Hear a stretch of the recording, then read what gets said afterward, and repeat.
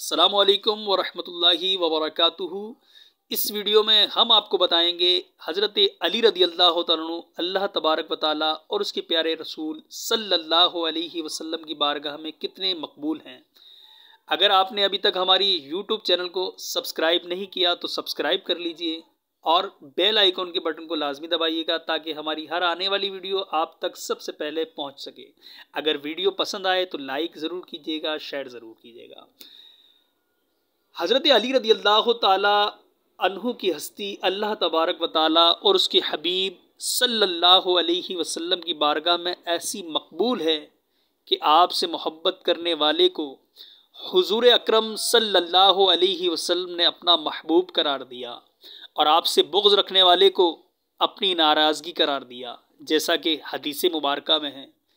کہ سیدنا سلمان فارسی رضی اللہ تعالیٰ عنہ سے روایت ہے کہ حضور صلی اللہ علیہ وسلم نے حضرت علی المرتضیٰ شیر خدا کرم اللہ تعالی وجہہ الکریم سے ارشاد فرمایا، اے علی، تم سے محبت کرنے والا مجھ سے محبت کرنے والا ہے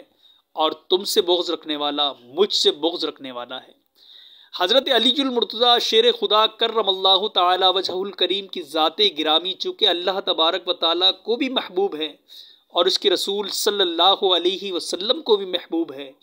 اسی لیے کائنات کا ذرہ ذرہ آپ سے محبت کرتا ہے اور اللہ تبارک و تعالی اس محبت کرنے والے کو دنیا میں بھی نوازتا ہے اور آخرت میں بھی سرفراز فرماتا ہے۔ علامہ امام طبری رحمۃ اللہ تعالی علیہ نے اپنی کتاب الریاض النضرہ میں روایت نقل کی کہ سیدنا انس بن مالک رضی اللہ تعالیٰ عنہ سے روایت ہے کہ آپ نے فرمایا کہ ایک مرتبہ سیدنا علی المرتضیٰ رضی اللہ تعالی عنہ نے حضرت بلال رضی اللہ تعالیٰ عنہ کو خربوزہ خریدنے کے لیے 1 درہم عطا فرمایا۔ حضرت بلال نے فرمایا کہ میں ایک خربوزہ آپ کی خدمت میں پیش کیا، جب آپ نے اسے کاٹا تو اسے کڑوا پایا۔ آپ نے ارشاد فرمایا، اے بلال، جس شخص کے پاس سے یہ لائے ہو اسی کو واپس کر دو اور درہم میرے پاس واپس لاؤ، کیونکہ رسول اللہ صلی اللہ علیہ وسلم نے مجھ سے ارشاد فرمایا ہے،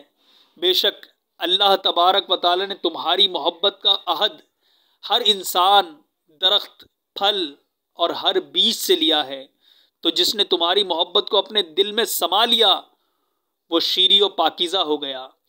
اور جس نے تمہاری محبت کو قبول نہ کیا وہ پلید اور کڑوا ہو گیا، اور میں سمجھتا ہوں کہ یہ خربوزہ بھی اس درخت کا ہے جس نے میری محبت کے عہد کو قبول نہیں کیا۔